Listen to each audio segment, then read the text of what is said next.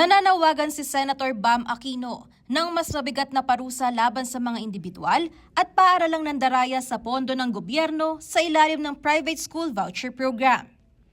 Ginawa ni Aquino ang panawagan matapos ibunyag ng isang opisyal mula sa Private Education Assistance Committee o PEAC na may ilang pribadong paaralan na may provisional permits ang umano'y gumagamit ng ghost students at iba pang mapanlinlang na paraan para makakuha ng pondo mula sa Senior High School Voucher Program.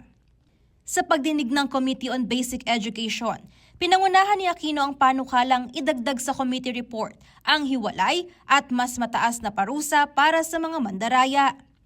Aniya, maraming kaso ng pandaraya ang isinasampa bilang syndicated estafa o falsification of documents. Kaya naman hindi sapat ang mga kasalukuyang batas na nagbibigay ng mabigat na parusa upang ipakita ang malalang epekto ng pagnanakaw mula sa sektor ng edukasyon. Yung isa sigurong pwede ho nating madagdag dito po sa committee report ay a separate penalty for schools or for individuals who are defrauding our students.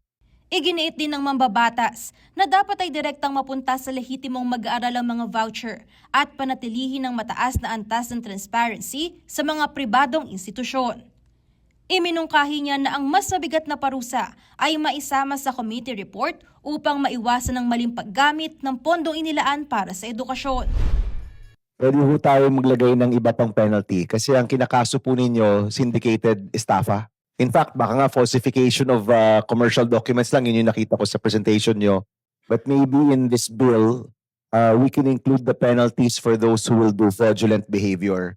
Kasi pag niyanakaw po natin pera na dapat na pupunta sa mga kabataan, parang ibang level po yun ng kasamaan.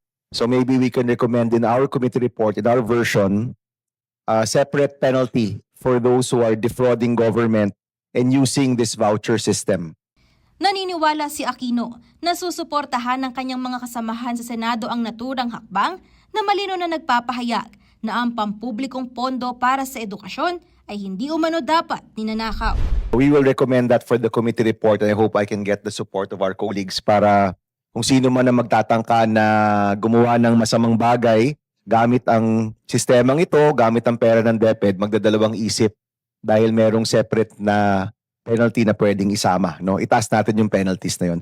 Angelica Cara, CLTV 36 News.